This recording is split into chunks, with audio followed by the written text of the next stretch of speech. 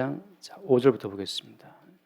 5절부터 12절까지 16장 5절. 내가 마게도냐를 지날 터이니 마게도냐를 지난 후에 너희에게 가서 혹 너희와 함께 머물며 겨울을 지낼 듯도 하니 이는 너희가 나를 내가 갈 곳으로 보내어 주게 하려 함이라.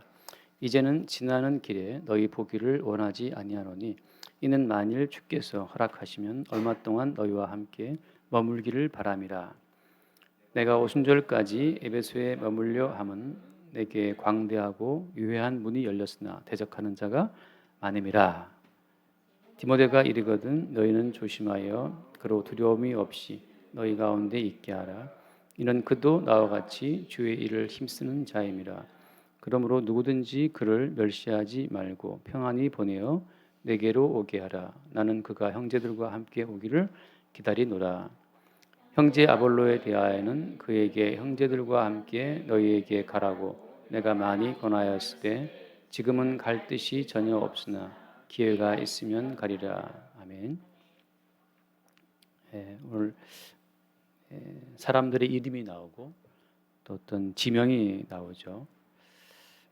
디모데라든지 또 아볼로 같은 사람들이 나오고 또 형제들 이런 이야기들이 나옵니다. 우리가 이 지구상의 수많은 사람들 가운데 어떻게 우리가 예수 안에서 만나서 또 예수 안에서 교제할 수 있는가? 이것이 사람의 뜻인가? 또 사람의 의지인가? 그렇지 않다는 것을 볼 수 있습니다. 왜냐하면 그리스도 안에서 형제라고 하는 그 관계가 될 때는 여기에는 이제 어떤 초월적인 주님의 개입하심이 있어야만 가능한 겁니다. 형제가 된다고 하는 것은 주 안에서 형제가 된다고 하는 것은 사람의 의지를 넘는 하나님의 개입하심이 있어야만 된다고 하는 거죠. 5절 말씀 보면은 내가 그 마게도냐를 지날 터이니라고 하잖아요. 거기 잠깐 한번 지도를 띄울 수 있을까요? 그 마게도냐라고 하는 거 지금 그리스 그 발칸반도 북부 지역을 말하는 겁니다. 그 마게도냐라고 하는 곳은 그러니까 유럽이라고 하는 이제 곳이잖아요.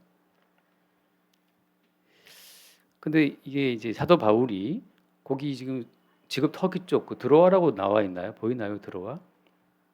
원래는 사도 바울이 그 무시아 앞에서 지금 찾으세요. 그냥 무시아라는 곳에서 원래는 그 비두니아라고 보이죠. 터키 북부 쪽에 그 비두니아 본도라고 써 있는 곳으로 가고 싶어 했어요. 전도하러. 무척이나 사도 바울이 무시아에서 그 터키 북부 비두니아로 가려고 무척 애를 쓰고 계획을 세웠는데 계속 그 길이 막히고 안 되는 거예요. 성경을 보면 나오지만 예수의 영이 허락지 아니하신지라 그랬단 말이죠. 성령께서 막으시는 거죠.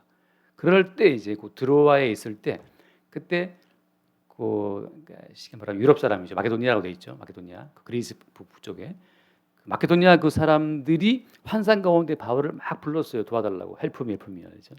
그래서 그걸 보고 사도 바울이 지금 그 마게도니아 사람들 그쪽으로 주께서 나를 인도하신구나를 깨닫고 그 드로아에서 배를 타고 건너가죠. 어디로 갑니까? 가서 이제 빌립보로 가는 곳인데 그 빌립보 밑에 혹시 보이나요? 데살로니가? 제가 갔을 때는 이제 데살로니가 지금도 그 공항이 있어요.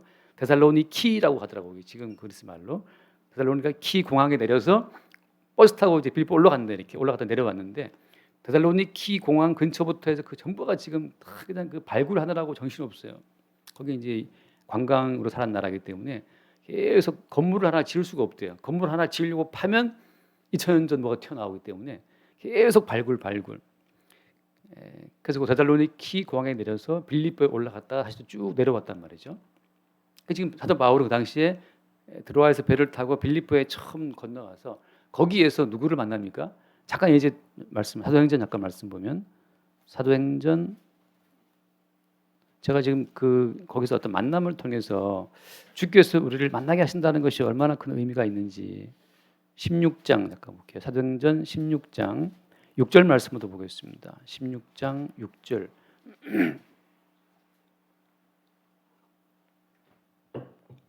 성령이 아시아에서 말씀을 전하지 못하게 하시거늘 여기 아까 말한 이제 그 무시아 앞에서 그들이 부르기아와 갈라디아로 가나가 7절 말씀 봐봐요. 무시아 앞에 이르러 비두니아로 가고자 애쓰되 예수의 영이 허락하지 아니하시는지라. 그림 머릿속에 그려지죠. 8절 무시아를 지나 드로아로 내려왔는데 이 드로아가 이제 그 영화 트로이라고 하는 유명한 영화 있죠. 예, 저도 정말 재밌게 봤어요. 그 트로이. 그 섹시한 남자 배우 누구죠? 그 트로이. 예, 탐 크루즈만 못지않게 그 브래드 피트가 주인공 나온 그 트로이 전쟁 영화인데 거기 트로이예요. 그 드로아예요. 드로아. 그 드로아에 내려갔는데 9절 말씀 밤에 환상이 바울에게 보이니 마게도니아 사람 하나가 서서 마게도니아는 아무튼 그 에기에를 건너서 유럽 쪽을 말하는 겁니다. 지금 발칸반도 북쪽 그 마케도니아 지금도 있죠. 마케도니아가 지금도 있어요. 그 나라 이름이 사람 하나가 서서 그에게 청하여 이름에 마게도니아서 우리를 도우라 하거늘 10절 바울이 그 환상을 보았을 때 우리가 곧 마게도냐로 떠나기를 힘쓰니 이는 하나님이 저 사람들에게 복음을 전하라고 우리를 부르신 줄로 인정함이로라. 그래서 11절 우리가 드로아에서 배로 떠나 사모드라게로 직행하여 이튿날 네아폴리로 가고 거기서 빌립보에 이르니 이는 마게도냐 지방의 첫 성이요 또 로마의 식민지라. 이 성에서 수일을 유하다가 안식일에 우리가 기도할 곳이 있을까 하여 문 밖에 강가에 나가 거기 앉아서 모인 여자들에게 말하는데 함께 봐요. 14절 말씀 두아디라시에 있는 자색 옷감 장사로서 하나님을 섬기는 루디아라 하는 한 여자가 말을 듣고 있을 때 주께서 그 마음을 열어 바울의 말을 따르게 하신지라. 여기서 그죠? 누가 루디아의 마음을 열었습니까?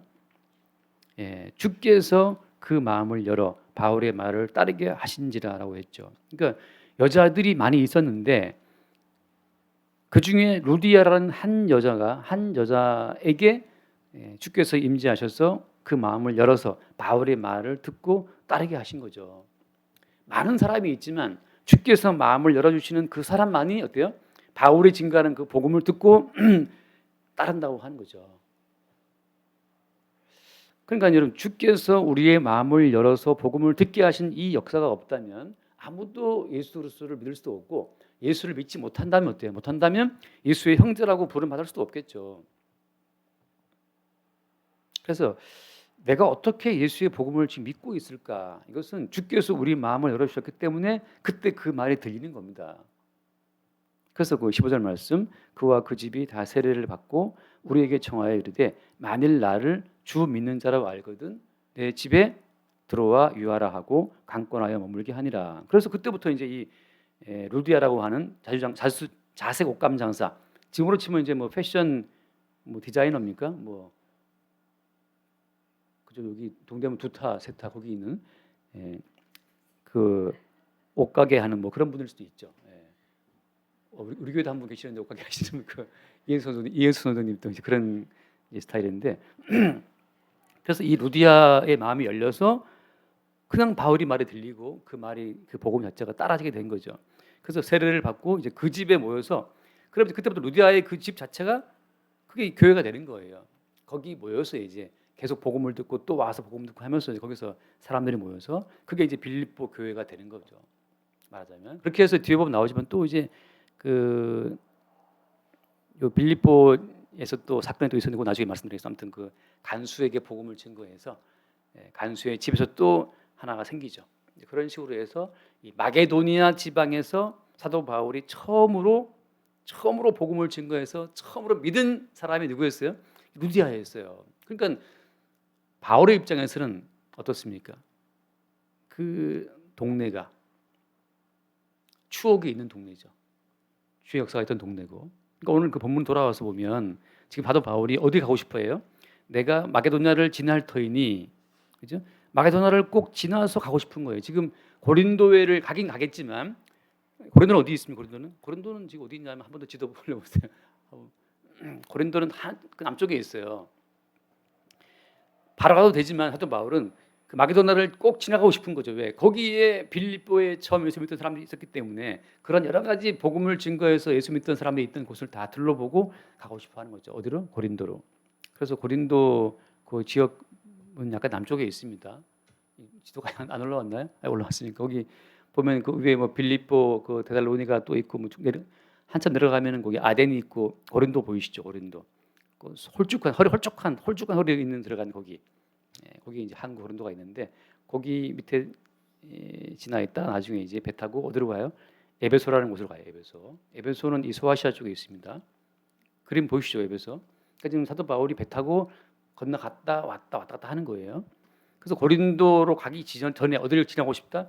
마게도냐를 지나고 싶다. 왜? 마게도냐에 그리스도 예수로 말미암아 예수를 믿게 된 지체들이 거기에 많이 있으니까 얼마나 보고 싶겠어요. 왜냐하면 이게 저도 말이죠. 복음을 증거했을 때 그 복음을 듣고 믿게 된 사람들이 엄청 신기하거든요. 어떻게 믿게 되었을까? 와, 정말 신기합니다. 그러니까 이제 뭐 유튜브든 아니면 만나 대면에서 복음을 전하든 그 복음을 듣고 믿게 된 그 자체는 그건 주께서 마음을 열어서 그 말이 들리게 하신 것이지 그냥 사람이 제발 자꾸 믿어라 두드러 팬다고 믿어지는 게 아니거든 그게. 그래서 그렇게 주께서 역사하신 흔적들이 있는 곳이기 때문에 마게도냐를 지날 터이니 마게도냐를 지난 후에 너에게 가서 너희와 함께 머물며 겨울을 지내겠다라고 하는데 거기 지금 지금 지도 그대로 있죠, 그죠? 있는 김에 에베소 있는 거 잠깐 봐요. 오늘 본문 말씀에 보면 본문에 거기 에베소가 어디 나오죠? 8절 말씀. 8절 내가 오순절까지 에베소에 머물려 함은 지금 이제 고린도 전서를 기록한 장소가 에베소라고 하는 썰이 많아요. 그러니까 에베소에 머물면서 지금 소아시아 아래쪽 터키 그 중부 지방의 에베소인데 해안가 이 에베소에 갔더니만 이 에베소에 갔을 때 제가 봤던 게 그 항구에서 내리면 쫙 보이는 항구에서 내리자마자 쫙 보이는 곳에 거대한 원형 경기장이 있어요. 이 에베소의 원형 경기장이 제가 듣기로는 아마 가장 원형 그대로 많이 보존되어 있다고 하더라고요. 정말 굉장히 많은 객석이라고 그래요. 아무튼 스탠드가 쫙 서 있는데 반원형이죠. 이렇게 돼 있는데 거기에 목사님 한 분이 노래를 부르는데 정말 잘 들리더라고. 근데 그 당시에는 더 컸다 그러는데 지금은 이제 많이 파괴되기도 하고 뭐 그래서 조금 보수하고 그러는데 그 에베소 당시 항구였어요. 거기 내리면은 그 로마 가도가 쫙 연결되어 있고 바로 그 보이는 곳에 시드니에 있는 그 뭐죠 그 큰 오페라 하우스처럼 그 당시 항구에 내리면 바로 쫙 에베소 극장이 보였다 그래요. 원형 경기장이 그런 말이 있더라고. 아무튼 잘 보존되어 있어요. 그 에베소에서 지금 아마 사도 바울이 고린도서를 쓰고 있다라는 설이 있는데 거기서 9절 말씀 보면 내게 광대하고 유효한 문이 열렸으나 대적하는 자가 많음이라. 지금 계속 이 사도 바울 에베소에 머물면서 뭔가를 하고 있는 겁니다. 떠나고 싶은데 마침 그때 에베소에서 뭔가 복음을 증거하는 굉장히 많은 문이 열린 거예요.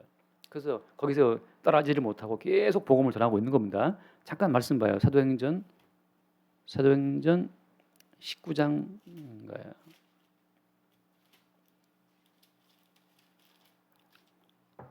네, 19장 말씀 보면 19장 1절 봅시다. 19장 1절부터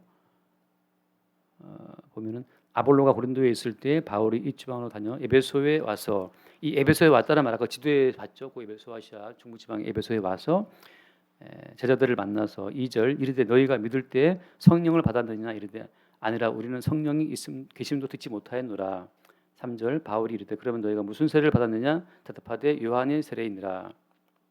요한의 세례는 물세례고 회개의 세례잖아요. 4절 바울이 이르되 요한이 회개의 세례를 베풀며 백성에게 말하되 내 뒤에 오시는 이를 믿으라 하였으니 이는 곧 예수라 하거늘. 그들이 듣고 주 예수 이름으로 세례를 받으니 바울이 그들에게 안수하며 성령이 그들에게 임하심으로 방언도 하고 예언도 하니 모두 12사람쯤 되니라. 이제 이미 아볼로가 한번 싹 지나간 자리인데 바울이 거기에 이르러서 보니까 사람들이 성령을 아무도 몰라요. 세례 요한의 증거한 물세례만 알고 그래서 성령에 대한 부분을 증거하고 안수했을 때 성령이 임했다라고 하잖아요. 그게 몇 명이었어요? 12명쯤 되었죠. 이게 에베소의 사건이었습니다. 자, 8절 말씀. 바울이 회당에 들어가 석 달 동안 담대히 하나님 나라에 관하여 강론하며 권면하되 오히려 지금 석 달 동안 증거한 겁니다. 9절 어떤 사람들은 마음에 굳어 순종하지 않고 무리 앞에서 이 도를 비방하거늘 바울이 그들을 떠나 제자들을 따로 세우고 도란노 소원에서 날마다 강론하니라. 10절 함께 봐요. 2해 동안 이같이 하니 아시아에 사는 자는 유대인이나 헬라인이나 다 주의 말씀을 듣더라. 그러니까 그 당시 에베소는 굉장히 그 로마 제국 통치하에서 그 소아시아에서 굉장히 중요한 지역이 에베소였기 때문에 거기를 거점 삼아서 사도 바울이 2년 동안이나 계속 복음을 전했어요. 근데 2년 동안 복음을 증거할 때 어떤 사람들은 뭐 대적하고 덤비고 싸우고 뭐 있었지 않든지 효과가 굉장히 컸습니다. 그 19장 표에서 것이 23절 말씀 볼까요? 19장 23절. 19장 23절. 그때쯤 되어 이 도로 말미암아 적지 않은 소동이 있었으니 즉 데메드리오라 하는 어떤 은장색이 은으로 아데미의 신상 모형을 만들어 직공들에게 적지 않은 벌이를 하게 하더니 그가 그 직공들과 그러한 영업하는 자들을 모아 이르되 여러분도 알거니와 우리의 풍족한 생활이 이 생업에 있는데 바울이 에베소뿐 아니라 거의 전 아시아를 통하여 수많은 사람을 권유하여 말하되 사람의 손으로 만든 것들은 신이 아니라 하니 이는 그대들도 보고 들은 것이라. 지금 사도 바울이 증거한 이 복음 때문에 그 에베소에서 성행했었던 그 아뎀이라고 하는 여자 신을 섬기는 그 신을 섬기는 우상 종교 사업이 굉장히 오히려 방해를 받았습니다. 그들은 뭔가를 만들고 팔고 형상을 보고 섬겨야 되는데 그 은장색들이 말이죠. 그 소심한 아담의 신상 모형을 만드는 그 사람 직공들 벌이가 수입이 막 떨어진 거죠. 그래서 이 사람들이 이제 무슨 일이냐, 무슨 일이고 봤더니만 사도 바울이 계속 복음을 전하면서 우상은 가짜 신이다. 예수가 참신이라고 전하니까 그것 때문에 사람들이 이 바울의 말을 듣고 예수를 믿는 바람에 많은 사람이 이 아담의 여신을 버렸어요. 그 일 때문에 이제 사도 바울이 로마 총독한테 재판받는 사건이 벌어집니다. 고소를 당하고 뭐 그런 일이 있었어요. 넘어와서 다시 보면 돌아왔어요. 그런 일이 있었기 때문에 지금 내가 너희한테 빨리 가고 싶은데 에베소에 지금 머물고 있다는 거죠. 뭐 때문에 지금 광대하고 유효한 문이 열렸다. 지금 여기서 이상하게 주께서 지금 복음만 증거했다 그러면 사람들이 믿고 기도했다 그러면 사람들이 막 그 성령을 받아서 방언을 말하고 기도했다 그러면 사람들이 병이 낫고 너무나 광대하고 아주 효력이 있는 문이 열려서 지금 복음을 막 전하고 있기 때문에 지금 내가 여기 움직일 수가 없다는 말이죠. 지금 대목.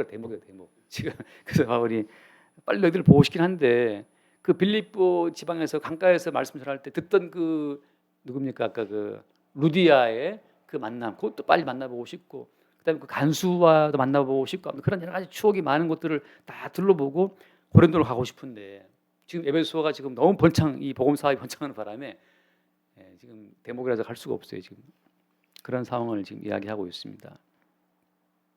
그래서 10절 말씀 10절에 디모데가 이르거든 너희는 조심하여 그로 두려움이 없이 너희 가운데 있게 하라. 이는 그도 나와 같이 주의 일을 힘쓰는 자입니다. 그래서 사도 바울이 디모데를 보냅니다. 디모데는 누구냐? 잠깐 말씀 사도행전 16장 말씀 봐요. 16장 사도행전 16장 1절 말씀 보면 바울이 더베와 루스드라에도 이름에 거기 디모데라 하는 제자가 있으니 이 더베와 루스드라는 전부 다 지금 소아시아 지금 터키의 중부지방을 말하고 있는 거예요. 아직 유럽에 안 넘어간 때입니다. 소아시아를 말하고 있는데 디모데라는 제자가 있으니 그 어머니는 믿는 유다 여자요. 엄마는 유대인이고 아버지는 헬라인이에요. 이게 어떻게 보면 이제 혼혈인데 엄마는 유대인이고 아빠는 헬라인이다. 2절 디모데는 루스드라와 이고니아에 있는 형제들에게 칭찬받는 자니 바울이 그를 데리고 떠나고자 할새 그 지역의 유대인으로 말미암아 그를 데려다가 할례를 행하니 이는 그 사람들이 그의 아버지는 헬라인인 줄을 다 알미러라. 이 말씀 보면 디모데가 이미 굉장히 칭찬듣는 아주 훌륭한 인격자였다는 걸 알 수가 있고 그래서 하다 바울이 디모데가 자기 복음사에게 꼭 어떤 그 뭐랄까 필요하다 싶어서 디모데를 지금 스카우트 데리고 지금 전도행을 따라하는 겁니다. 그런데 이때 사도 바울이 정말 어떻게 보면 좀 상식을 넘는 일을 하죠. 무슨 일을 했습니까? 디모데를 데리다가 할례를 행했어요. 할례를. 우리가 복음 쭉 보면 알지만 사도 바울이 할례를 행하는 자들을 굉장히 경계하잖아요. 심지어 뭐라 말합니까? 할례를 행하는 자들, 할례를 통해서 율법으로 의를 추구하는 사람들은 그리스도에게서 끊어진다는 말까지 하거든요. 그렇게 할례를 굉장히 싫어하던 사람인데 오늘 뭐 했습니까? 디모데를 데리다가 할례를 잡았습니다. 할례를 행하죠. 그래서 사람들이 아니 언제는 할례 받지 말라고 그렇게 하더니만 갑자기 왜 할례를 네가 행하냐라고 말하는데 그래서 바울은 할례를 받고 안 받고라고 하는 그 어떤 경지를 넘어섰어요. 제가 지난주에 히브리서 말씀 보면서 그 단단한 식물을 말한 적이 있는데 단단한 식물, 의의 말씀을 경험한 자라고 말할 때 단단한 식물, 의의 말씀은 뭐냐 하면 무엇이 옳고 그름, 선악 경계를 넘어서는 겁니다. 주께서 하시면 그것이 의로운 거예요. 거짓말은 뭐가 거짓말입니까? 거짓말이라고 하는 것은 예컨대 주님께서 하늘을 보고 하늘은 빨간색이야 그러면 하늘은 빨간색 그때부터 그게 참말이고 하늘은 파란색 그러면 다 거짓말이 되는 거예요. 이건 이미 넘버 3의 송강호가 이미 모형으로 보여줬죠, 그죠? 라면 먹고 우승한 사람이 현정하라고 현정한 거지. 라면 먹고 달리기 우승한 사람이 임춘애가 아니고 현정하라면 현정한 거예요. 이 사과가 이 사과가 파란 사과지만 내가 이 사과를 빨갛다 그러면 이게 빨간 거란 말이죠. 이 사과가 이게 파란색이지만 내가 노랗다 그러면 이게 노란 거란 말이죠. 여기 이 토 달면 이게 토 달은 놈은 그때부터 이게 반항했잖아 말이죠. 주께서 우리 가운데 어디에 매이지 않게 하십니다. 유일한 진리는 그리스도 예수가 진리고 그분의 말씀이 진리고 십자가 피흘려 죽으신 그 피흘려 죽으심만이 우리를 거듭나게 하고 살리는 생명의 근원이 되는 거지. 할례를 받는 게 옳다, 안 받는 게 옳다. 그런 옳다 그러다 선악 그런 경계선을 넘어서는 것이 그게 의의 말씀을 경험한 장성한 자예요. 필요하면 필요에 따라서 할례 받게 하는 겁니다. 그러니까 어린 사람들이 바울을 봤을 때 쟤 지금 뭐 하는 거야? 맨날 할례 받지 말라고 떠들던 지금 지는 본인은 디모데한테 할례를 딱 행하고 지금 데리고 가는 거예요. 여러분 어디에도 매이지 않는 그 자유로움 오직 우리는 어디에 매이는 겁니까? 주의 성령에 매여서 그리스도 예수의 인도하심에만 매이는 거죠. 어떤 법으로 사람이 구원됩니까? 주께서 루디아의 마음을 여시니까 복음이 들리는 것처럼 어떤 규칙을 지켰다고 해서 거기에 생명이 있는 게 아니에요. 헤어던 교회가 법대로 딱 움직이면 여기 생명이 있습니까? 그렇지 않은 거죠. 주님께서 그래서 가늠한 자도 구원하고 세리도 구원하고 다 주께서 그냥 오늘 이 집에 구원이 이르렀다고 말씀하시면 그 집에 구원이 이르는 거예요. 거기에 우리는 예수 붙다고 예수님 왜 그따구로 하십니까? 쟤는 가늠한 여자고 쟤는 세리고 쟤는 강도인데 그러시면 안 되죠 하고 우리가 예수를 붙들고 예수를 좀 설득하고 예수를 훈계하려고 그러면 그게 웃기는 거예요. 집에서 아빠가 왕인데 가끔 이제 애들이 뭐 아빠한테 이러시면 안 됩니다 할 때 있단 말이죠. 그럴 때 예, 기분 나쁘지만 이제 아빠는 신이 아니니까 아빠는 신 아니고 그냥 가서 구성원이 일부니까 그냥 알아서 해라. 커튼을 이렇게 열었는데 어제 은서가 딱 과감히 들어와서 커튼 이렇게 한 번 몰아버렸어요. 그래서 이러는 사이에 벌써 은서가 커튼을 다 묶어버렸어요. 어제 너무 해가 뜨거워서 제가 커튼을 닫고 있었거든요. 컴컴하게 안방에 있었단 말이에요. 그게 꼴 보기 싫었나 봐요. 커튼을 확 걸어서 이제 해서 아빠가 이제 하지 마 하고 이 제가 약간 말이 좀 더듬으니까 하지 말라고 그러는 사이에 이미 커튼을 묶어버렸어요. 그러고 나가버렸어요. 예, 아빠는 신이 아니니까. 그렇지만 그리스도 예수는 우리의 주님이고 주님이 하시는 것이고 법이기 때문에 지금 사도 바울은 주의 인도하심을 따라서 그냥 자유롭게 할례를 딱 행하고 대원들 데리고 이제 전도 여행을 다니는 겁니다. 그리고 본인이 개척한 교회에서 디모데를 떨고 두고 디모데로 하여금 그 교회의 기초를 잘 닦게 만들었어요. 사도 바울은 이제 치고 나가란 자고 그 뒤 수습하란 자가 디모데예요. 바울은 가서 복음을 증거하고 교회를 세워놓고 딴 데 또 복음 전하러 가면 거기 남아서 다시 이제 관리하고 교회 든든히 세우고 뭐 신방 다니고 하면서 이렇게 위로해주고 하는 사람이 디모데죠. 그래서 사도 바울과 디모데가 이제 환상의 파트너예요. 너와 나는 환상의 그 노래도 있죠. 장민호가 부른 거. 그래서 바울은 복음을 증거하고 그래서 오늘 지금 너무 사도 바울은 고린도교회 가고 싶은데 지금 갈 수 없는 상황 에베소에 묶여 있다 보니까 디모데를 보낼 때 뭐라고 합니까? 조심해서 그로 두려움이 없이 너희 가운데 있게 하라. 이런 말을 왜 하는 거죠? 듣자 하니 뭐 그런 썰이 있어요. 굉장히 디모데가 소심한 사람이라 그래요. 약한 사람이기 때문에 고린도는 항구 도시고 거친 사람들이잖아요. 항구 도시 장사꾼들이 많기 때문에. 근데 디모데는 굉장히 좀 이렇게 아주 어떻게 보면 소심하고 부드러운 사람인데 딱 갔을 때 고린도의 그 항구 도시에 거친 사람들이 디모데한테 뭐 어이 하고 이제 막 함부로 하면 디모데가 괜히 쫄을까 싶어서 야 그로 두려움이 없이 너희 가운데 있게 하라. 이는 그도 나와 같이 주의 일에 힘쓰는 자임이라. 나와 성향은 다르지만 굉장히 그 부드럽고 유약한 그 디모데의 내부에 주를 향한 사랑이 있고 주를 향한 열심이 있는 사람이다. 너 껍데기만 보고 겉만 보고 뭐 샘님이 왔다고 디모데 함부로 무시하지 말고 그 디모데를 잘 대우해 주라고 어떻게 조심하여. 얼마나 디모데가 그랬으면 이런 표현을 쓸까 싶어요. 너희는 조심하여 그로 두려움 없이 너희 가운데 있게 하라. 여러분, 저도 되게 소심한 사람이 저도 조심해 저를 대해 주시기 바라고 두려움 없이. 그래서 그 11절 말씀. 그러므로 누구든지 그를 멸시하지 말고 평안히 보내어 내게로 오게 하라. 도대체 이걸 얼마나 이 배려를 하는 겁니까? 그를 멸시하지 말고 평안히 보내어 내게로 오게 하라. 정말 사도 바울이 디모데를 배려한 이 배려심이 무슨 와이프보다 더 배려하잖아요. 여기서 이제 대충 우리가 많은 걸 추론합니다. 뭐 이제 보면 디모데가 신경성 예민한 사람이라서 위장에 뭐 위경이 심했는지 위에 속병이 많았던 것 같아요. 나중에 보면 딴 데 보면 나오지만 그 디모데한테 쓴 편지를 보면 나오는 이야기인데 너 자주 나는 그 속 아픈 그 속병 때문에 포도주를 쓰라는 표현을 하거든요, 바울이. 그러니까 아마 제 생각에는 신경성 스트레스 같은 것이 많은 사람이고 위궤양이 있는 사람인 것 같아요. 너무 신경 쓰다 보니까 이게 너무 배가 아파가지고서 그래서 사도 바울이 포도주를 잘 써보라고 그런 이제 조언을 하거든요. 그만큼 예민한 사람이니까 또 사도 바울이 어떤 교회를 세우고 디모데를 거기 떨고 두어서 그 교회를 열심히 돌보게 했겠죠. 그러니까 본인이 워낙 그 뭐랄까요 예민한 사람이니까 또 예민하게 성도들 봤겠죠. 누가 어디 아프지 않나, 누가 삐져 있지 않나, 뭐 마상이 심하지 않나 다 살폈겠죠. 마상 마음의 상처를 말하는 건데.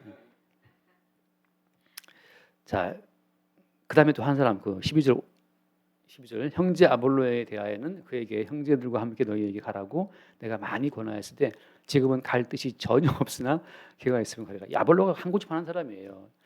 아볼로는 누구냐? 아볼로는 누구냐? 잠깐 또 말씀드립니다. 사도행전 18장 사도행전 18장 저런 나은 사람들인데 혹시 여러분 모를까 지금 제가 찾는 겁니다. 저런 잘하는 사람들이에요. 여러분이 모를 것 같아도 지금 18장 24절 말씀 18장 24절 알렉산드리아에서 난 아볼로라 하는 유대인이 에베소에 이르니 이 사람은 언변이 좋고 성경에 능통한 자라. 알렉산드리아는 그 당시에 정말 최고 도서관에 있었던 그 어떤 곳이잖아요. 알렉산드리아 이집트에 있는 대단히 뭐 유명한 도시죠. 모든 문화의 중심지였죠. 넘어가고 아무튼 근데 거기 출신 아볼로라는 사람이 있는데 유대인이고 그다음에 언변이 좋고 성경을 많이 아는 사람이죠. 25절 그가 일찍이 주의 도를 배워 열심으로 예수에 관한 것을 자세히 말하여 가르치나 요한의 세례만 알따름이라. 회당에서 담대히 말하기 시작하거늘 브리스길라와 아골라가 듣고 데려다가 하나님의 도를 더 정확하게 풀어 이르더라. 브리스길라와 아골라는 예수님의 십자가의 도를 정확히 알고 있던 사람들이에요. 그냥 어떻게 보면 평신도 같은 사람들이죠. 근데 아볼로는 워낙에 언변이 좋다. 그 당시에 언변이 좋다는 말은 그리스의 그 뭡니까? 그 웅변을 다 배운 사람들이거든요. 당시 그리스 출신 이 웅변가들이 말을 할 때는 정말 뭐 태풍처럼 혹은 뭐 강물처럼 그렇게 말을 했다 하잖아요. 너무나 말을 잘해가지고서 그래서 그 나온 지금도 써먹는 말입니다. 그 당시에 그 누구죠? 아리스토텔레스가 황리패에 나왔던 연설의 3요소 뭐 다 들어본 적 있을 거예요. 갑자기 생각 안 나네. 로고스라고 하잖아요. 로고스 어떤 지적인 논리가 분명해야 되고 그다음에 이제 파토스라고 하잖아요. 이제 페이소스라고도 하죠. 어떤 감동을 줘야 돼요. 파토스 감동이 있어야 되고 그다음에 에토스라고 하는데 에토스라는 것은 말하는 그 사람의 윤리가 에식스라고 하잖아요. 윤리 에식스 말하는 그 사람 자체가 어떤 이 기본 인격이 돼 있어야 되거든요. 그래서 그 에토스와 파토스와 로고스가 연설의 3요소 그걸 누가 정립했다고? 아리스토텔레스가 정립해 놓은 거예요. 근데 아리스토텔레스가 얼마나 대단한 사람인지 그때 그 사람이 정립한 이 연설의 3요소가 지금까지 계속 지금 써먹고 있어요. 목사가 말씀을 증거할 때 논리가 로고스가 분명해야 되고 말씀 증거할 때 파토스 감동이 있어야 되는데 물론 저는 감동은 별로 없다고 생각되고 그럼 에토스는 이제 말하는 사람 인격이 있어야 되는데 말하는 사람은 지는 개판 살면서 말할 때는 뭐 말하게 되면 사람들이 그 인격 때문에 믿지 않겠죠. 그래서 지금 또 연설 가운데 가장 중요한 것은 에토스를 봐요. 말하는 사람의 인격이 제일 중요하다. 그 말하는 사람이 평상시에 살아온 삶 자체가 연설이라고 하는 거죠. 근데 이 아볼로는 이미 그 연설을 배운 사람이기 때문에 언변이 좋았죠. 성경 능통한 사람이고 그런데 뭐가 없었어. 그런데 하나님의 도, 십자가의 도, 언약에 대한 정확한 깨달음이 없었어요. 그래서 브리스길라 아골라가 데리고 와서 당신 말은 잘하는데 연설은 좋은데 그 말은 번지를 하는데 사실은 당신 지금 빠진 게 이것이다 하고 이제 십자가의 도를 증거하는 거죠. 그래서 27절 아볼로가 아가야로 건너가고자 함으로 아가야는 어디냐? 아가야는 한 번 더 지도 한번 띄워보실래요? 오늘 지도 많이 저는 다 알고 있는데 여러분 모르실까 보시면 하는 거예요. 솔직히 저는 이걸 귀찮게 생각해요. 그냥 제 말 하고 싶은데 또 여러분 졸릴 수도 있고 거기 보면 그 아까 그 고린도가 있는 그 아랫부분 있죠. 아랫부분. 그 위에 부분은 마게도니아고 고린도가 있는 그 아래 조그만 부분 그게 아가야입니다. 그래서 당시 로마 제국은 이걸 마게도니아로 자르고 위에를 그 아래를 아가야로 잘라갖고 마게도니아 아가야를 따로 통치했어요. 다른 별개의 나라로. 그래서 바로 아가야는 뭐냐? 그 아가야의 수도가 어디예요? 아가야의 수도가 고린도예요. 그때는 아테네가 아니었고. 자, 이제 그런데 이제 아볼로는 그 아가야로 건너가고자 한 거죠. 뭐 그런 이제 다시 돌아와서. 예. 다시 본문 돌아갑시다. 그래서 이 아볼로라는 사람은 워낙 많이 배우고 학문도 좋고 업무도 좋은 사람이기 때문에 누구 말을 듣고 함부로 움직이는 사람이 아니에요. 존심도 강한 사람이에요. 그래서 오늘 12절 말씀에 형제 아볼로에 대하여는 그에게 형제들과 함께 너희에게 가라고 내가 많이 권하였는데 지금은 갈 뜻이 전혀 없으니 기회가 있으면 가려라. 사도 바울과 협력하는 사이지만 사도 바울 말 듣고 함부로 움직이는 사람은 또 아니에요. 나름 좀 브랜드가 있는 사람이죠. 자, 여기까지가 이제 어떤 오늘 말씀의 배경이고 이제 오늘 설교에 진짜를 들어가야 되는데 시간이 이제 다 갔잖아요. 그래서 이 모든 사람들을 아우르는 예수 그리스도께서 말씀을 듣게 해서 형제가 되게 한 사람들의 그 가장 기본적인 원리에 대해서만 잠깐 말씀을 드리고 정리하겠습니다. 히브리서 말씀, 히브리서 2장을 잠깐 봐요. 히브리서 2장 10절 11절 말씀 보겠습니다. 히브리서 2장 10절과 11절. 그러므로 만물이 그를 위하고 또한 그로 말미암은 이가 많은 아들들을 이끌어 영광에 들어가게 하시는 일에 그들의 구원의 창시자를 고난을 통하여 온전하게 하심이 합당하다. 함께 봐요. 그다음 거룩하게 하시는 이와 거룩하게 함을 입은 자들이 다 한 근원에서 난지라. 그러므로 형제라 부르시기를 부끄러워하지 아니하시고. 자, 예수님께서 먼저 우리들과 형제가 되시기를 원하셨는데 여기 중요한 말은 그 말입니다. 거룩하게 하시는 이와 거룩하게 함을 입은 자들이 뭐라고 했어요? 다 한 근원에서 난지라고 했죠. 이 한 근원이 어디에 한 근원이? 이 한 근원이 예수님의 십자가를 말하는 겁니다. 예수님은 십자가에 본인이 죽는 그 죽음, 예수님이 죽는 그 십자가의 그 현장이 예수님이 다시 부활하는 장소고 그 십자가의 자리가 자기의 새로운 형제를 만들어 내신 자리라고 하는 거죠. 하나님은 십자가를 통해서 모든 십자가를 통해서 예수와 함께 죽는 자들만 예수와 함께 형제가 되게 하신 거예요. 그래서 예수와 함께 죽는 자가 예수와 함께 살아나서 그의 형제가 되는 겁니다. 예수는 우리의 맏아들이 되시는 거고. 다시 잠깐 말씀해. 로마서 6장을 잠깐 볼게요. 로마서 6장.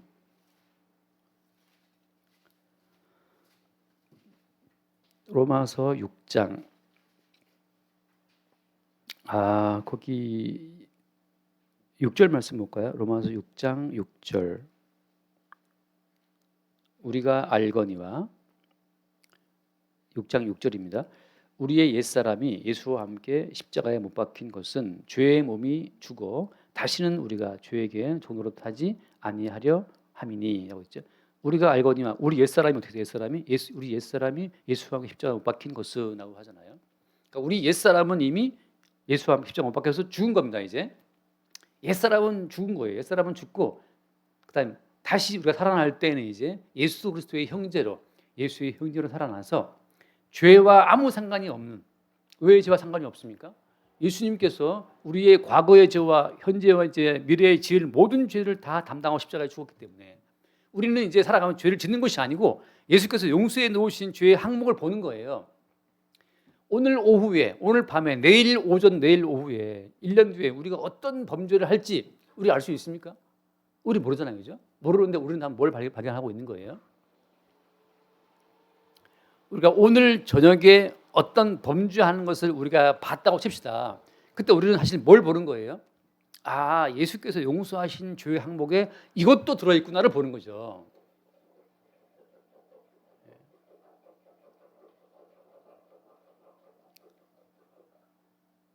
신의 물이 흐르는 교회. 만약에 오늘 저녁에 하영이와 하윤이가 파이팅으로 싸웠다 할 것 같으면, 싸우고 미워했다 할 것 같으면 예를 드는 겁니다. 그럼 우리 뭘 보는 겁니까? 예수께서 이렇게 다투고 미워하고 시기하고 싸우는 이 죄까지 예수님이 용서하셨구나를. 성도는 죄 짓는 것이 아니에요. 성도는 어떻습니까? 죄 짓는 것이 아니고 예수께서 용서해 놓으신 죄의 항목을 평생 보고 인생을 살아가는 거죠. 그것이 오늘 말씀 나온 것처럼 다시는 우리가 죄에게 뭐 하지 않는다? 종노릇하지 아니하려 함이니라고 하잖아요. 제가 이 말을 왜 강조하냐 하면 어떤 분과 잠깐 토론 아닌 토론을 하게 됐는데, 그분이 이제 우리 옛사람이 예수와 함께 십자가 못 박혀서 이제 죽었기 때문에 다시는 우리가 죄에게 그 종노하지 말라는 이 말씀을 가지고서 다시 우리가 죄를 짓지 말자는 쪽으로 이제 해석을 해서 다시는 죄를 짓지 맙시다고 이제 막 강조하는 쪽으로 이제 이 말씀을 쫙 푸시더라고요. 그건 아니다. 그것은 아니고 예수께서 이미 우리의 모든 죄를 다 용서하셨기 때문에 예수님이 용서해 놓으신 그 어떤 항목들을 우리가 우리에서 올라오는 죄로 말미암아 확인하는 거지. 예수님을 믿었기 때문에 이제는 범죄하지 말자라고 하는 그 모든 말을 문자 그대로 받는 것 자체는 지금 예수님께서 이루어 놓으신 속죄의 사역에 대한 불신이다, 불신. 그것이 바로 그 십자가의 원수예요. 미묘한 차이지만 이 차이를 많은 분들이 오해하더라고요. 그 7절 말씀. 이는 죽은 자가 죄에서 벗어나 의롭다 하심을 얻었습니다. 이미 우리는 예수와 함께 못 박혀 죽을 때 어떻습니까? 예수와 함께 옛사람이 못 박혀 죽을 때, 그때 평생 나타날 그 모든 죄의 요소를 다 안고 우리가 죽은 거예요. 하나님께서 우리를 바라보실 때는 그냥 우리를 죽은 자로 보세요. 죽은 자로. 죽은 자가 무슨 죄를 뿜어냅니까? 죽은 자가. 단지 우리를 뭘 보는 거예요? 예수께서 이미 용서하신 그 죄의 항목을 우리의 죽음을 통해서 매일매일 확인하는 거죠. 확인. 그래서 중요한 것은 무엇이냐? 예수와 함께 못 박혀 죽은 그 자들이 다시 예수의 부활하신 영을 받아서 뭐가 됐다? 예수와 함께 예수님의 형제가 되었다고 하는 거죠. 이 어떤 말로 표현 못할 성령으로 말미암아 거듭나서 예수의 형제가 되는 이 사역을 통해 등장한 형제들을 보는 즐거움, 형제들을 만나는 그 기쁨이 바울에게 있는 거예요. 우리가 누구를 만날 때, 제가 뭐 어떤 그 지방에 있는 분, 아무튼 유튜브를 통해서 말씀 복음을 듣고 자유를 얻었다라고 하는 그 어떤 그 말을 듣고 제가 너무 놀라서 그게 가능한 이야기인가? 그 되게 보고 싶더라고요. 그런 것처럼 여러분 우리가 주께서 마음을 열어서 복음을 듣게 하심으로 말미암아 복음을 따르게 된다고 하는 이건 기적이에요, 기적. 누가 십자가에 못 박혀 죽으신 그 예수 그리스도를 어떻게 그걸 믿게 된단 말입니다. 또 십자가 죽으신 그 예수를 어떻게 우리의 죄를 감당했다는 것을 우리가 믿을 수 있냐면 말이죠. 제가 기적이죠. 사람이 이해할 수 없는 어떤 그 사건 자체가 벌어진 겁니다. 지금 그 주께서 일으키신 그 사건으로 말미암아 형제되어 나타난 자들, 빌립보의 루디아와 빌립보의 그 간수들과 고린도에 있는 그 누구와 다살로니가에 있는 그 누구, 베레아에 있는 그 누구, 에베소에 그 누구, 그 모든 자들이 전부 다 바울에게 있어서는 주께서 마음을 열어 복음을 듣고 따르게 한 십자가의 예수와 함께 죽고 부활하여서 그리스도 예수의 형제가 된 자들이기 때문에, 혈육의 형제가 아니고 그리스도 예수로 말미암아 그의 영으로 형제된 자들이기 때문에 바울이 그들이 너무 특별하고 그들을 보고 싶은 것이고 그들에게 디모데를 보내기도 하고, 타고난 그들의 성정이 너무 걸걸하기 때문에 디모데를 보낼 때에는 제발 좀 조심해서 부드럽게 좀 그 디모데를 대해달라고 부탁까지 하고 말이죠. 생각할 때는 거듭난 사람이 뭐 이렇게 소심해 그냥 가서 하지 이러는데, 바로는 그게 또 아닌 거죠. 우리가 거듭나고 예수를 믿어도 아직 육신을 입고 있는 한 이 육신의 어떤 특성은 살아 있어요. 그거 이해해야 됩니다. 전 함정희 수사님의 피아노 연주를 세계 최고라고 내가 많이 이제 강조하는 이유는 뭐냐면 그 본인의 감정과 아무 상관없이 피아노를 치잖아요. 이게 대단한 거예요. 사람이 한 명도 없어도 칠 때만큼은 그 먹을 때 진심인 사람인 것처럼 요걸 칠 때는 거기 악보 음표 그대로 치는 이게 얼마나 대단한 건지 여러분 모르시죠? 목사가 이 말씀을 증거할 때에도 때로는 기분이 빠질 때 있어요. 말하기 싫을 때가 있고 이 어떤 미묘한 청중과의 관계성 속에서 영향을 받기 때문에 저 디모데처럼 이제 저도 이제 그런 사람이기 때문에 상당히 예민한 데가 있단 말이죠. 물론 제 개인적인 주관적인 생각이에요. 상당히 예민한 사람인데 섬세하고 말이죠. 그런 사람인데 그래서 어떤 분위기 따라 환경 따라 저도 영향을 받는데 이 함정훈 수사님 피아노를 칠 때 보면 본인이 뭐 상을 치고 왔든 말든 뭐 상을 닦고 왔든 그냥 동일한 패턴으로 악보대로 치잖아요. 이게 얼마나 대단한 거예요. 진심으로 이걸 치니까. 그래서 이제 때로 제가 힘을 얻죠. 야, 그래, 바로 저것이다. 꼭 무슨 임윤찬처럼 뭐 쳐야 되는 건 그거 아니잖아요. 여기가 바로 그 콩쿨 그 현장이기도 하고. 이 말을 외에는 잠깐 중요한 것은 무엇이냐?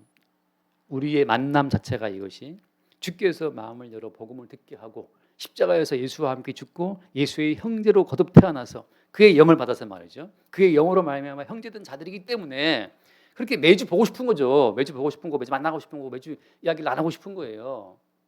근데 한번 생각해 보세요. 매주 친구들은 그 복음이 듣고 싶지도 않고 그게 뭔 얘기인데? 저는 가끔 생각해요. 집에서 이 유튜브를 보시는 분들은 유튜브를 끊어야 되는데 유튜브 보시는 분들은 진심으로 여기에 이게 몰입이 될까? 몰입이 되든가요? 어떤가요? 모르겠어요. 복음이 안 기쁘면, 그죠? 복음이 안 기쁘면 본인 기쁨 따라 가야 정상입니다. 안 기쁜 복음을 언젠가 기쁨이 오겠지 하고 버티고 있으면 그건 무슨 마늘 먹고 있는 곰하고 똑같은 거죠. 양의 축척이 질을 바꾸지는 않아요. 쓰레기를 1000톤을 쌓아둔다고 해서 그 쓰레기가 갑자기 다이아몬드가 됩니까? 아니거든요. 주께서 마음을 열어서 복음을 듣게 하지 않으면 백날 천날을 들어도 그냥 잡다한 이야기, 그냥 소음, 음파를 통해 전달되는 그냥 내 귀를 고막을 때리는 잡다한 소음에 불과한 거죠. 그러한 기쁨이 복음으로 인해서 거듭난 형제를 만나는 즐거움이 있는가? 그게 없으면 뭐 교회 왜 붙어 있습니까? 본인 듣기 좋은 뭐 우차사를 가든지 뭐 개국 기콘을 가든지 그거 따라가는 거죠. 뭔 얘기를 들으려고? 윤리의 이야기를 들으려고? 도덕 이야기를 들으려고 교회에 있습니까? 지난주에 어떤 목사님하고 대화하면서 목사님 지하 예배당인데 괜찮으시냐고 카톡이 왔어요. 정말 감사하잖아요. 그래서 뭐 우리는 지난주에 싹 모타 갈고 여기 방송도 다 해갖고 뭐 오래 까딱 없다 이제 답장 보냈더니 그분이 또 이제 빨리 목사님 지상으로 가셔야죠 하더라고. 근데 저는 솔직히 제 솔직한 마음이 지상으로 간다는 생각을 저는 별로 해본 적이 없거든요. 그래서 제가 답장을 하기를 그냥 네 지상으로 그래서 답장하기를 천상으로 지상 가봐야 뭐 거기 난 천상으로 가고 싶다. 근데 솔직히 제 입장은 뭐냐면 지하에 있다는 것이 이게 굉장한 어떤 득이 있어요. 뭐가 득이냐면 안 올 사람들을 위해 걸러내는 역할을 한다니까요. 지하에 있는 교회 안 오잖아요. 그러니까 굳이 괜히 와서 이 교회에 뭐가 있나 기웃거릴 사람들은 딱 1차 걸음막이 이게 지하에 있는 거죠. 제가 설교할 때 뭐 지하에 있다는 말을 제가 안 쉽게 말을 많이 하는데 왜냐하면 그것이 우리 지하에 있으니까 무섭지 아예 미리 그냥 떨어져 이 말이거든요. 떨어져. 왜 굳이 많은 숫자를 모아서 뭐 하려고? 한 명이라도 루디아처럼 그 주께서 마음을 열어 복음을 듣게 하는 그 사람이 중요하고 그 사람이 보고 싶은 거지. 1000명이 처음에 모아둬서 뭐 할 겁니까? 물론 어떤 예배의 형식을 갖춰서 어떤 그 분위기로 어떤 사람들에게 만족을 주고 말이죠. 음악으로 뭐 오케스트라로 뭐 오케스트라 되지도 않지 우리는 뭔가 줄 수는 있지만 그래서 뭐 하려고? 뭐 할 건데요? 아무것도 없어도 복음 하나로 이게 말이 통하고 기쁜 사람들 그들과 말하고 싶은 거죠. 그들을 보고 싶은 거 바울도 지금 너무 보고 싶으니까 디모데를 보내기까지 해서 안부를 좀 물어오라고 말이죠. 오늘 이 바울이 쭉 쓴 것들을 보면서 바울의 흔적을 제가 다 보진 않았지만 그렇게 가는 곳마다 주께서 마음을 열어서 복음을 듣게 한 그때 생성된 그 형제들은 육신의 피를 나누는 형제보다 더 가까운 사이고 더 신기로운 관계가 되는 겁니다. 그런 만남이 그게 교회고 그런 만남이 성도죠. 그런 만남의 즐거움이 없다면 이건 육신적인 그리스찬들이고 그냥 기독교인들이죠. 육신에 묻혀 살다가 그냥 썩어서 그냥 사라지면 되는 거고, 우리가 원하는 것은 이 복음 안에서 나누는 이 어떤 교제의 즐거움이 우리 가운데 있게 되길 바라고, 주께서 행하신 일을 보면서 야, 형제한테 주님이 이런 일을 하셨군요. 자매한테 주님이 이런 일을 하셨군요. 그런 주님이 행하신 일들을 보고 나누는 그런 즐거움들이 있는 그런 교회, 그런 교제가 주님이 세우신 어떤 교회라고 하는 겁니다. 그런 교회가 그런 교회의 어떤 역사가 우리 가운데 있게 되기를 우리가 한번 바라봅니다. 기도하겠습니다. 주님, 사도 바울이 2차 전도 여행을 통해서 주로 인해 세워진 많은 교회들에 대한 어떤 안부를, 또 그 애정과 사랑을 사도 바울이 표현하고 있음을 우리가 봅니다. 이 바울의 이 모든 애정이라고 하는 것은 그의 개인적인 애정이 아니요, 주께서 행하신 일에 대한 주님의 기쁨이요 또 주님의 애정인 것을 우리가 이 시간 발견합니다. 아마도 우리의 만남이 주의 복음으로 말미암아 새롭게 생성되는 기쁨이 되게 하시고 그 기쁨 안에 교제가 될 수 있도록 축복하여 주옵소서. 우리 주 예수 이름으로 기도드립니다. 아멘.